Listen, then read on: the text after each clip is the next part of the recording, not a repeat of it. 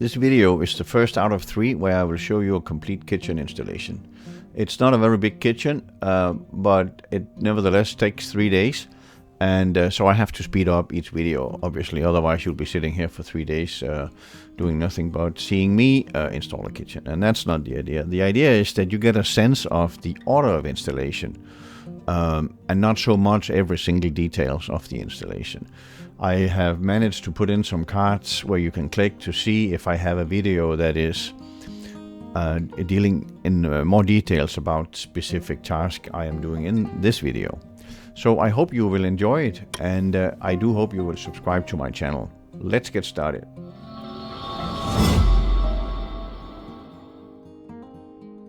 The first thing you'll see me do is to mark on the wall where we will have the rail sitting and the cabinets as well.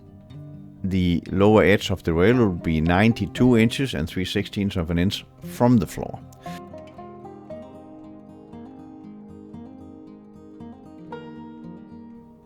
When that is done, I can take my stud finder and mark all the studs. Sometimes you'll see there are holes in the drywall where the previous screws has been sitting, but I always use my stud finder to make sure that I don't do the same mistakes that someone did before me. When that is done, I can mark where every single cabinet will go, since that's why I'm looking at my plan here on my tablet. I have the plan as a PDF file, and I simply mark if it's a 30-inch cabinet, I will make a mark on the wall. When all that is done, I'm ready to start installing the rails. I always start at the top, or in most cases I start at the top. And what you'll see me doing here on that right wall there is that since the rail is not long enough to go all the way, I simply cut it in two instead of having a long piece and a shorter piece. And that's because we obviously only need the rail where the cabinet is hanging on the rail. So just having rail where the cabinets meet and we have the bracket in the cabinet is really sufficient. This rail is not going all the way to the back of the wall either, because we have one of the 45 degrees corner cabinets where the bracket on the cabinet is sitting at both sides of the cabinet and not in the corner. So we don't need rail in the corner in this case. You'll see when I put up the cabinet, it's only hanging on those two spots. On this side, I don't need to cut anything because we have a fridge cabinet to the left and the corner cabinet to the right. So I can put the rail right up with a lot of screws into the studs, make sure that it's not falling down again. There you go, upper rails are up. Now it's time to look where the lower rails are going. What I do here is I measure 60 inches from the upper rail to where the lower rail will go. You can also measure from the floor, but in this case I just measure 60 inches. What you saw me doing measuring on the floor right there is I just make sure that the floor is not dropping too much into the room, because then I need to compensate and maybe move it up or move it down a bit on the wall. But that is not the case here. The floor are relatively horizontal. So I can go ahead and mark on the wall where the cabinets are going, and then I can start cutting rail to put up.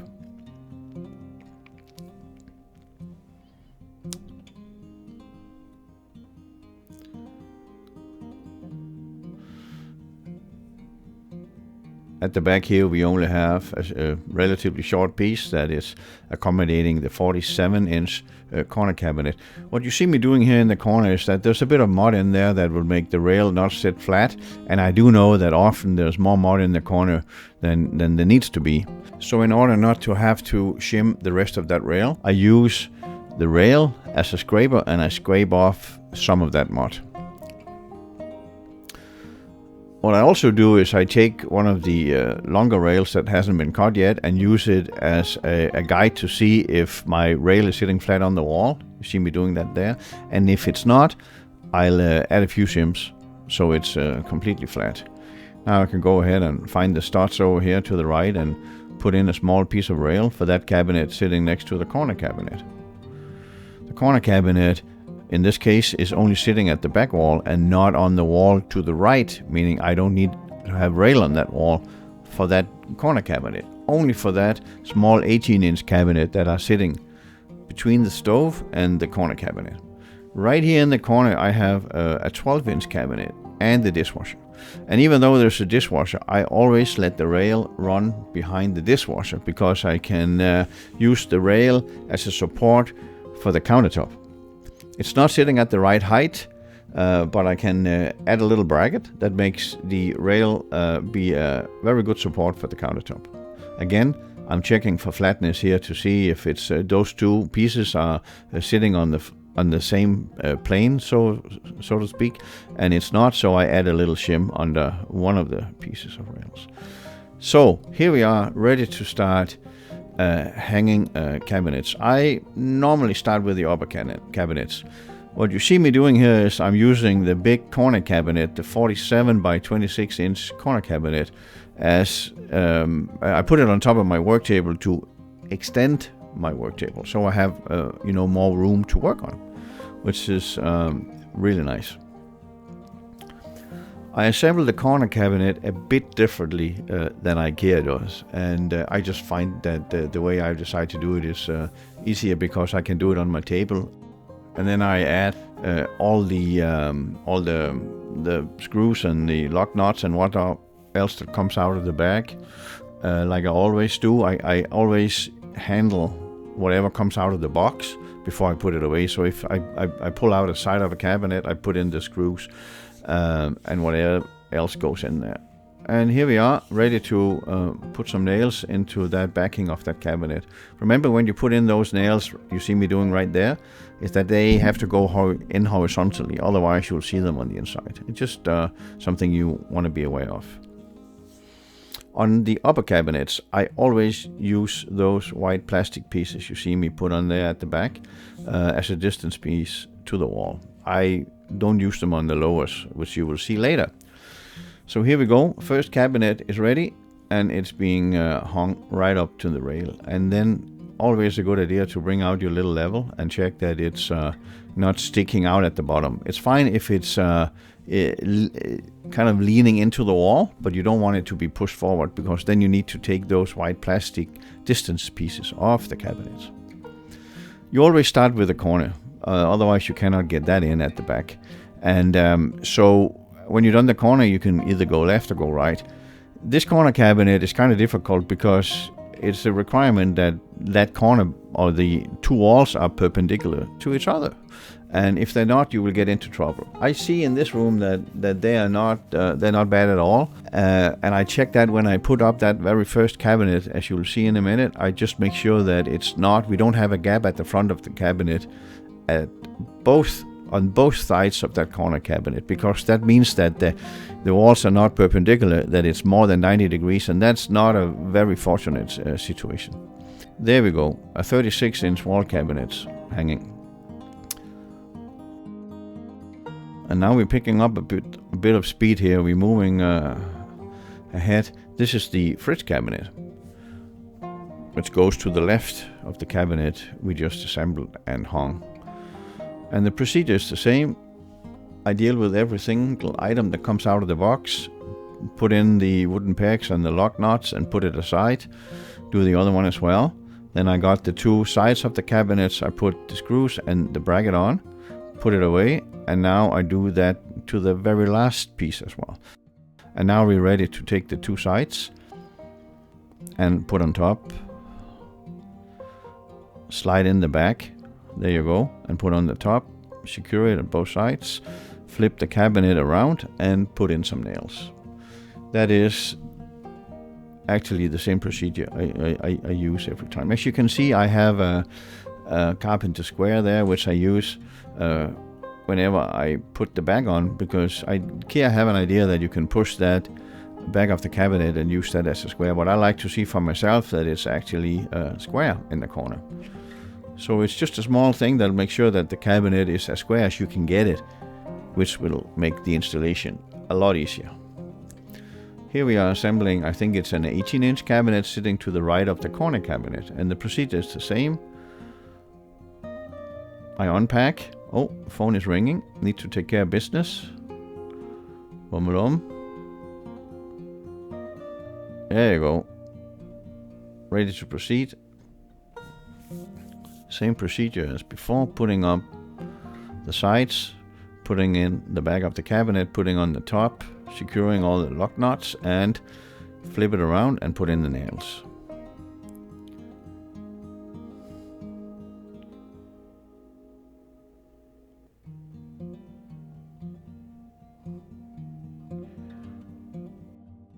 What I'm checking here is that, just as I mentioned before, that there's no gap between the corner cabinet and the two cabinets sitting next to the corner at the front. That means that the corner is bigger than 90 degrees and we need to shim one of the sides, the rail.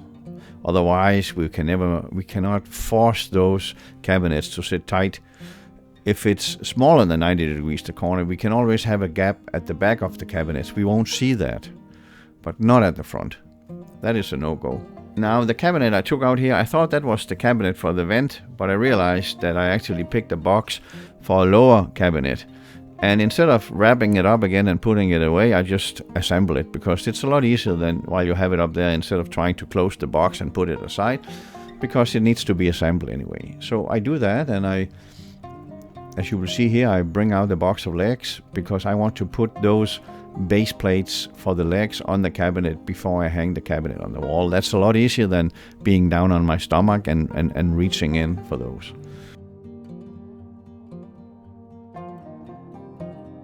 So now we're back on track. I picked up the right cabinet, I think, the 30 by 30 inches. This kitchen has a regular vent hood, not a microwave or a built-in or anything. So that is just a regular 30-inch cabinet.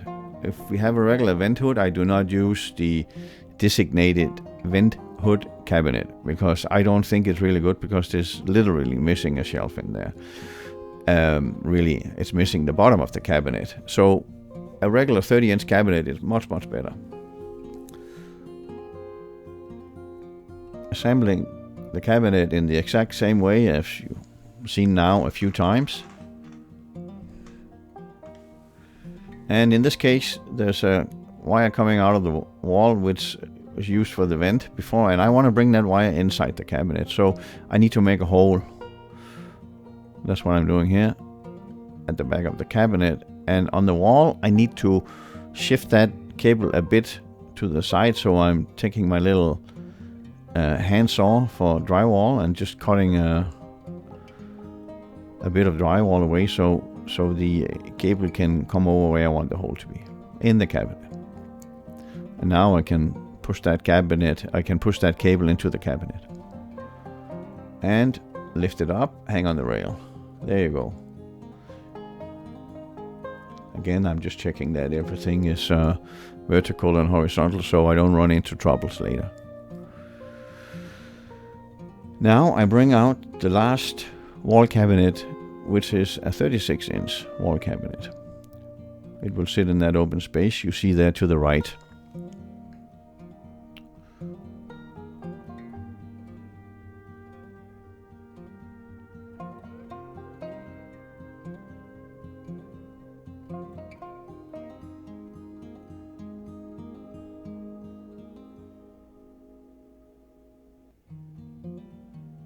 You know the drill by now.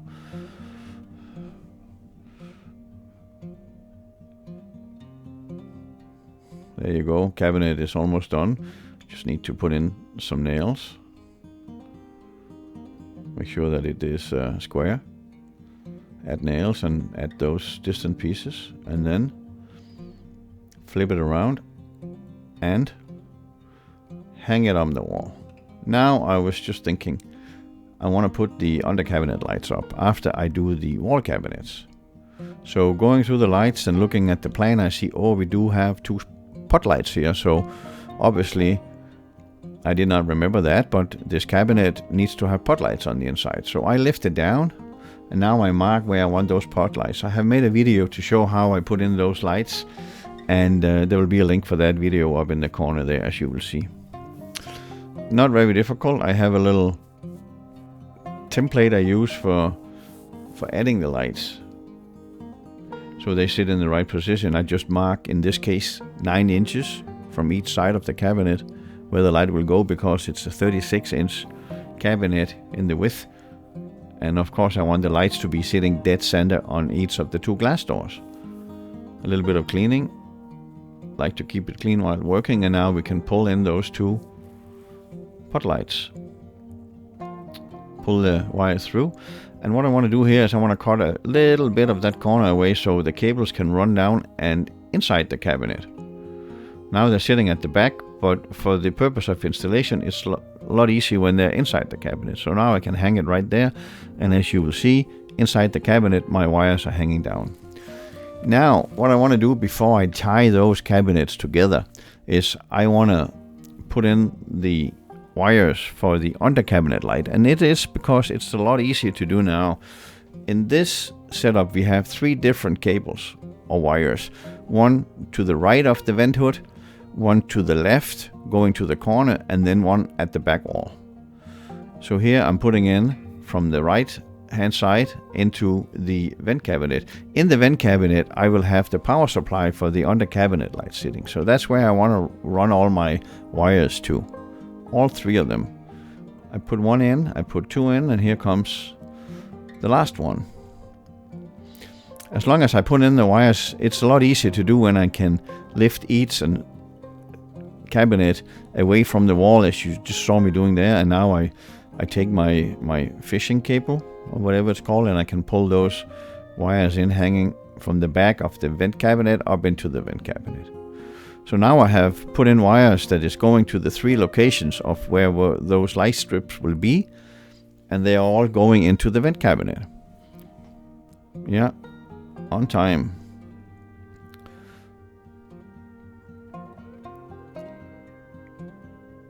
So with all those wires in place, I can now tie in those cabinets together. As you can see at their back, I put a clamp on the cabinet, and I have a little mallet where I can make sure that they're lined up perfectly, and I will put in some screws.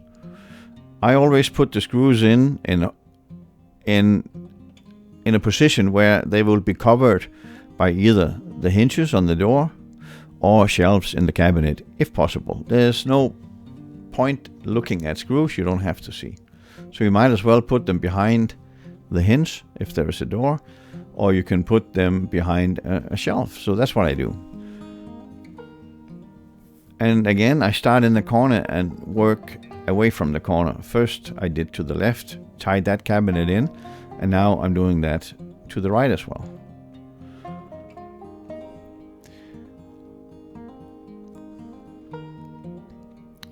Now these cabinets have been tied in.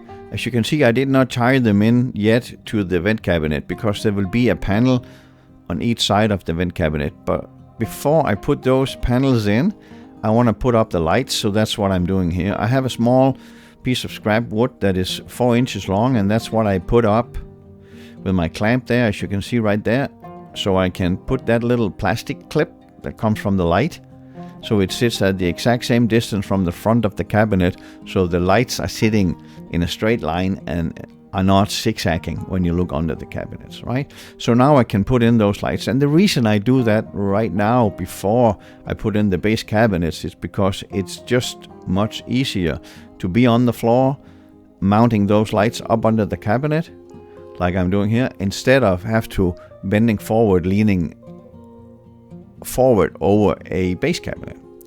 So I find this is a lot faster. Now the clips are in, and I added lights to the right hand side, and now I bring out the power supply. I like to test the lights right away because sometimes there is a light that is not working and you really don't want to find out when it's all done and all tied in and all cables are tucked away. So you see, that's what I do there. Now I pull in those wires from the 2 pot lights inside the cabinet, and I plug them into the power supply as well. Now I can do that on the other side too. Put up the lights and connect the very last light in the line there, and tuck it away and connect it. And you see that's all connected now. In this case, there's no power for the light inside the vent cabinet yet, but I just pull the power cable from the power supply and plug it in right under that cabinet, as you'll see. Now I have a second power supply, and that's because each power supply is 30 watt, and in total here we got more than 30 watts, so you don't want to have too much load on a power supply, so sometimes you need two.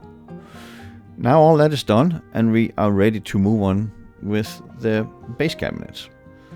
The first one I'm going to do is the corner again, and now I'm giving up my big, nice work surface, but there's no way around it. That corner cabinet has to be installed as well. Procedure is the same. I open the box and I start assembling what I see, and comes out, put away. And then, as you'll see in a second when I'm done putting in the wooden pegs and the lock nuts for this bottom of the cabinet and for that top as well, I need a bit of room to assemble this cabinet. It's too big to put on my work table, so I use that cardboard on the floor, and then I can start assembling the cabinet. This one is having the door to the left, so you need to make sure that you're assembling it according to that. Otherwise, it will not work right. This cabinet can be assembled in two ways, either with the door to the left or the door to the right. In this case, the door needs to be to the left because the corner cabinet is sitting on the back wall, as you will see when I'm done putting it all together. It takes a bit.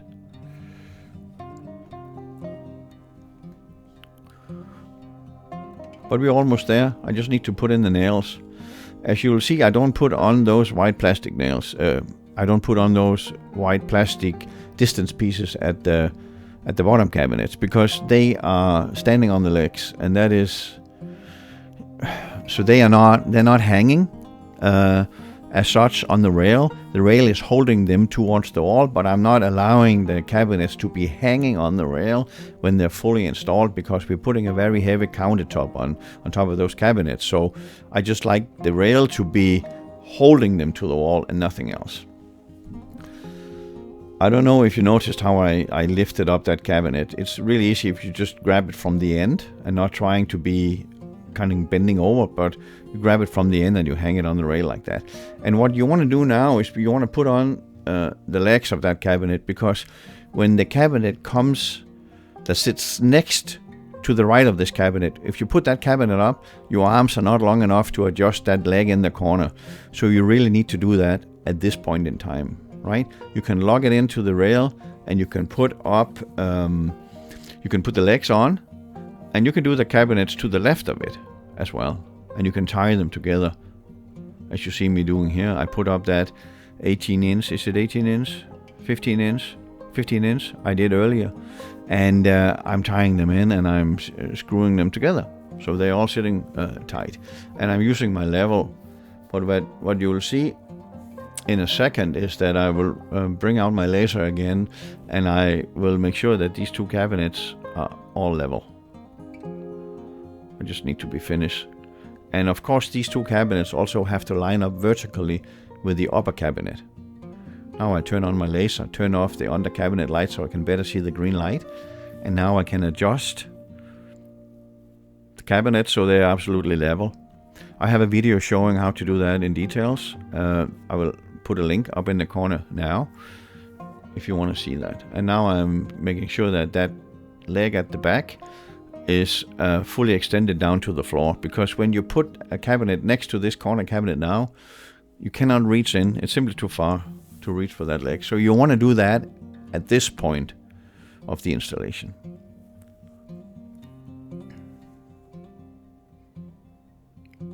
There you go, a bit of water, and we're ready to continue with the cabinet sitting on the right hand side of the corner cabinet. That is an 18 inch base cabinet where there will be drawers, and that is assembled in the exact same way as any other cabinet. I throw away the black distance pieces from the upper brackets because we're using the rail system, and I throw away the white distant pieces for the bottom because we don't need those two. And then I put the cabinet together and put on the base plates for the legs. I don't add the legs at this point in time. I just hang the cabinet, and then I will, as you will see in a second, put up the cabinet. Oh, Someone was too fast and I simply forgot to put the nails in the back. But you saw that, didn't you? So, not a problem. You take it off again, put the nails in. Not a big deal. Make a bit of room. And now I'll put the 2 front legs on. Just so it's not hanging on the rail all there by itself, but it's standing on 2 legs. I do never put the rear legs on and adjust those before the cabinet has been leveled. Because if you put on the rear legs and you extend them to the floor, you will prevent sometimes the cabinet to sit in the right position before it's level and before you have tied it into the cabinet next to it. So the cabinet I'm assembling now is a cabinet in the Peninsula. And I don't know if you just noticed, but I opened up one of those Peninsula or Island bracket support kits from Ikea, and then you'll see there's 2 brackets now, one at the bottom, one at the top in the cabinet. And that is because we have to put on that piece of MDF support strip. You'll see that you'll see that soon. There you go, take it out of the box, cut to length. Yeah, cut. 2 pieces. And then one sit at the top, which is screwed into the bracket from the inside. And one, we need to put the legs on before I can put the lower one on. So in this case, when it's an island or peninsula cabinet, I put not only the base plate on, but I also put the legs on because I want to put it down on the floor at the right height. Now I'm securing the screws to that lower MDF strip. That was one cabinet. It was not the sink cabinet, it was the one sitting next to it. This one is the sink cabinet. It's a 30-inch sink cabinet.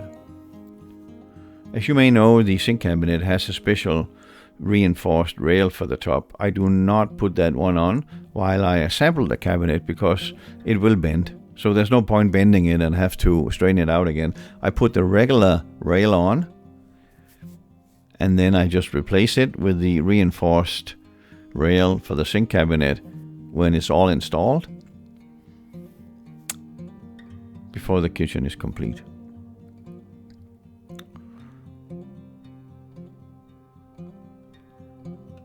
Since this is for an island, I'm putting in those brackets that I did in the previous cabinet, and I can put on that strip of MDF at the back. Now they're just a bit longer. In this case, I will not do that before the legs is on, because I found out that's actually easy to do when the cabinet is standing than when it's lying on its flat. So put the legs on, lift the cabinet down, bring that table away, bring over that strip. Oh, you cannot see that, it's just outside, but it's going in at the back of the cabinet, just like I did with the other one. It's not a big deal, and I do it at the bottom as well.